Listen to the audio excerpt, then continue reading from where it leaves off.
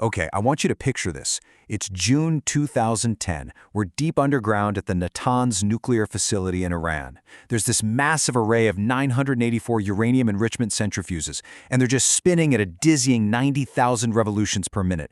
But then, suddenly, with literally zero warning, these highly sensitive machines just start violently tearing themselves apart.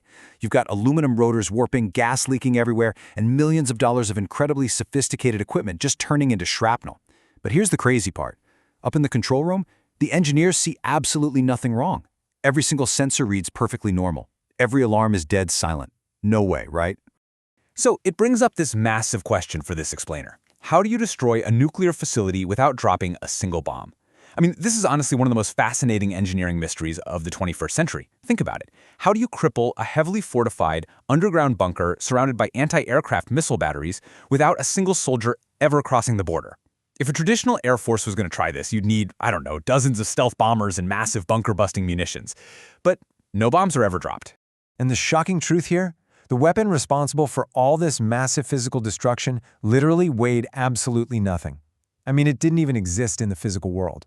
It was just a tiny little payload of computer code, exactly 500 kilobytes in size. That's it. All right, let's jump into Section 1, Discovering the Stuxnet Worm. So the story actually starts not in some intense military war room, but in this quiet little lab in Belarus. Two antivirus researchers, Sergei Lawson and Olay Kupriev, were methodically sifting through some suspicious computer files they'd found on a machine in Iran. Now, at first, they just thought it was a run-of-the-mill virus, but when they actually dug into the code, they quite literally gasped, because this wasn't a standard bug. It revealed itself to be, and this is in their own words, a work of quiet and diabolical genius. It was absolutely unlike anything the cybersecurity world had ever seen. To put it into perspective, Stuxnet was armed with just an unprecedented digital arsenal. So usually hackers prize what's called a zero-day exploit, right? That's a secret backdoor vulnerability nobody knows about. Finding just one is a massive deal. Stuxnet, it used 4 of them at once. 4. On top of that, it acted like a master thief, using stolen digital passports or certificates from legit tech companies like Realtek and J-Micron.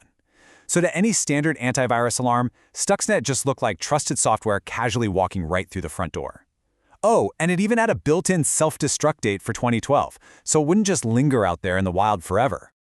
Which brings us to Section 2, Breaching the Air Gap.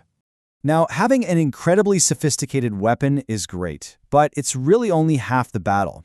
Stuxnet faced this immense logistical challenge, infiltrating a facility that was entirely disconnected from the outside internet. You might be wondering, how do you even do that? Well, it involves something called an air gap, and it's exactly what it sounds like. It's a literal space of air between a secure network and the unsecure internet. No cables, no Wi-Fi, nothing. In theory, this makes an industrial control system immune to remote cyber attacks. So how did Stuxnet get across? Simple. It hitched a ride. It was most likely passed on a compromised contractor's USB stick. A basic, everyday flash drive crossed the physical border that digital code just couldn't. So once it was inside, the crucial thing is how the malware navigated the facility. If we look at the Purdue model of industrial networks, you can see how Stuxnet silently crept from the standard enterprise IT network up at the top there, down through the layers, completely bypassing the demilitarized zone. It was basically hunting its way deep into the highly restricted operational core, down to level 1 and level 0, where the actual physical processes happen. To really grasp this, we got to contrast the standard IT environment with the OT, or operational technology environment. So in IT, you've got your standard PCs managing data. But here's the thing. Stuxnet didn't care about standard computers at all. If it landed on a normal PC, it destroyed. Actually, scratch that. It didn't destroy anything. It just hid and it waited. It was hunting for the OT environment, specifically programmable logic controllers, or PLCs. These are the rugged microcomputers that actually send the electrical signals to physically turn on motors and open valves. All right, let's look at Section 3, Hacking the Control Systems. Once Stuxnet finally found its way into that OT network, it began its lockpicking phase. It targeted very specific software that acts as the bridge between human digital commands and the physical factory floor. It injected its malicious payload specifically into Siemens S7-315 PLCs and WinCC software. But, and this is key, it didn't just attack wildly. It checked the machinery configuration first. Like, it asked, are there exactly 164 centrifuges connected in this specific cascade? Are they spinning uranium gas? If the answer was no, Stuxnet did absolutely nothing. It was incredibly patient, just waiting for the exact right target. Check out this actual photo of the Natanz control room. If you look closely at those monitors with the green and gray dots, those dots show the status of each centrifuge. Well, Stuxnet actually intercepted the data feeding those exact monitors. It took over the control software so completely that it fed the operators a perfectly orchestrated lie, rendering all the safety systems totally blind. Moving right along to Section 4, the physical sabotage. This is the climax of the whole heist. The ghost was inside the machine, it had control, and it was finally time for the digital code to inflict some devastating kinetic damage on the real world. To understand how bad this was, you have to understand the extreme fragility of the IR-1 gas centrifuges they used at Natanz. These are super thin aluminum tubes spinning at 90,000 RPM. Let me say that again, 90,000! That is 6 times faster than a Formula One engine. Operating at that speed, they are at the absolute edge of their structural limits. Any tiny imbalance, any pressure change, or any vibration is instantly fatal to the equipment. So knowing this, Stuxnet initiated this chilling, totally calculated 27-day sabotage cycle.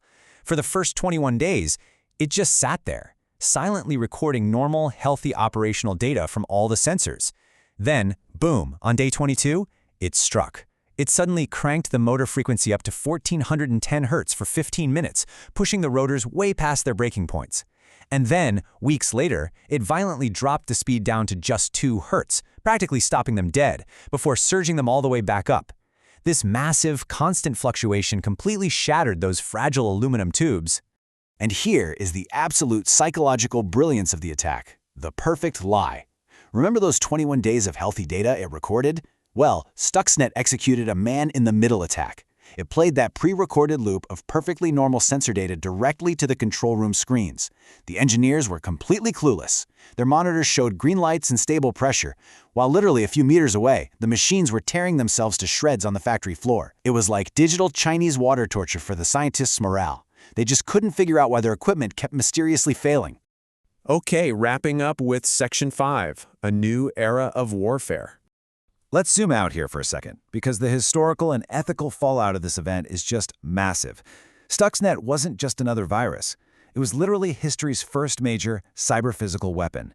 When we evaluate this through the lens of traditional rules of conflict, the ethics become super fascinating. The laws of armed conflict focus heavily on proportionality and discrimination, and Stuxnet illustrates this wild paradox. Despite being incredibly invasive and spreading to computers all over the world, some analysts argue Stuxnet was actually a highly ethical weapon. Why? Because it was perfectly discriminating. It literally did 0 damage unless you were running an exact array of 984 Siemens centrifuges, 0 human casualties. It physically destroyed nothing but specific targeted equipment. But as perfectly targeted as it was, it permanently changed the landscape of global conflict, for sure.